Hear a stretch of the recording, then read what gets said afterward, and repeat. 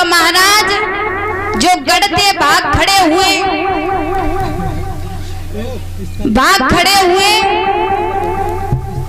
पहुंचे हैं भोले बाबा के पास में। भोले बाबा को पता चला कि सती जी ने आत्मघात कर लिया। तो महाराज इधर भोले बाबा को पता चला तो भोले बाबा बड़े क्रोध में आ गए। और महाराज जैसे ही क्रोध में आए तो हुआ क्या,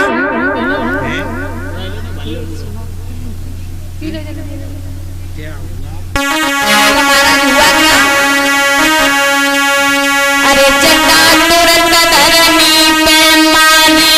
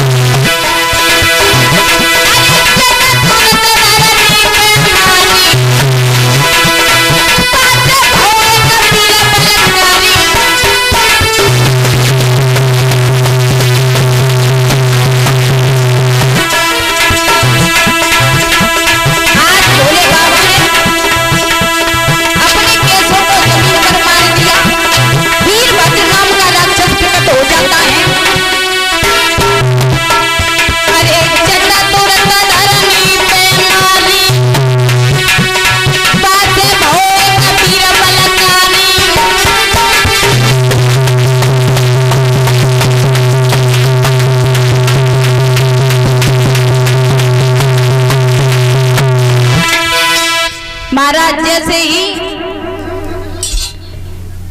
वीरभद्र नाम का राक्षस प्रकट हो जाता है तो महाराज कहने लगा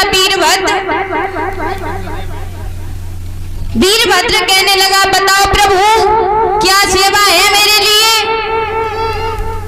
तो भोले बाबा कहने लगे जाओ और जाकर के प्रजापति के यहाँ दक्ष प्रजापति के यहाँ यज्ञ हो रहा है, उस यज्ञ का तहस नहस कर दो जाकर। इधर वीरभद्र नाम का जो राक्षस था वो चला है प्रजापति के दक्ष प्रजापति जो है उनके यज्ञ को तहस नहस कर दिया। तो महाराज जैसे ही तहस नहस किया प्रजापति दक्ष का जो शीश था वो धड़ से अलग कर दिया, हवन कुंड में सुहा कर दिया। महाराज जैसे ही उन्होंने इतना काम किया तो महाराज हवन यज्ञ जो था वही बंद हो गया। सभी देवता चिल्लाने लगे, हाहाकार करने लगे। इधर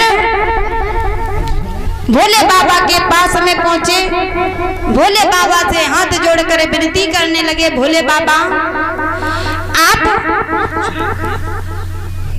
आप अपने गढ़ों से कह दो कि इतना उत्पात ना मचाएं।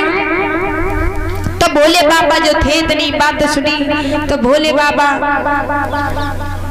गढ़ों को शांत किया उन्होंने। आज गढ़ों को शांत करने के बाद जो मैया मैना थी तो महाराज प्रजापति दक्ष जो थे आज बकरे का सर लगा महाराज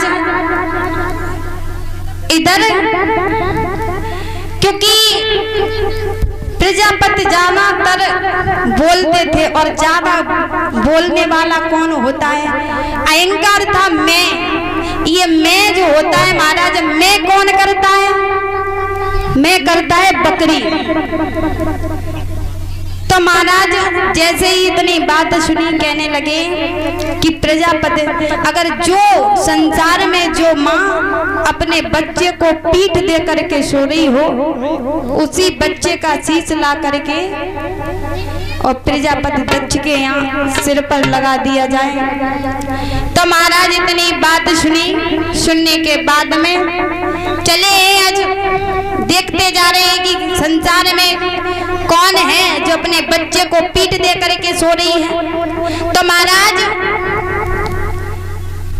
कोई भी नहीं मिला, एक मेमना थी जो अपने बच्चे को पीठ दे करके सो रही थी। तो महाराज उसी बकरे का सर जो था वो काट लाए और महाराज दक्ष के शीश लगा दिया। आज बकरे का सिर लगा प्रजापति दक्ष के। इस तरीके से फिर वापस से हवन को पूर्ण करवाया। हवन पूर्ण हुआ।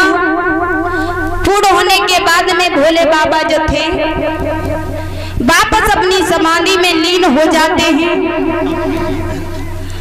अब आइए तो देखते हैं किस तरीके से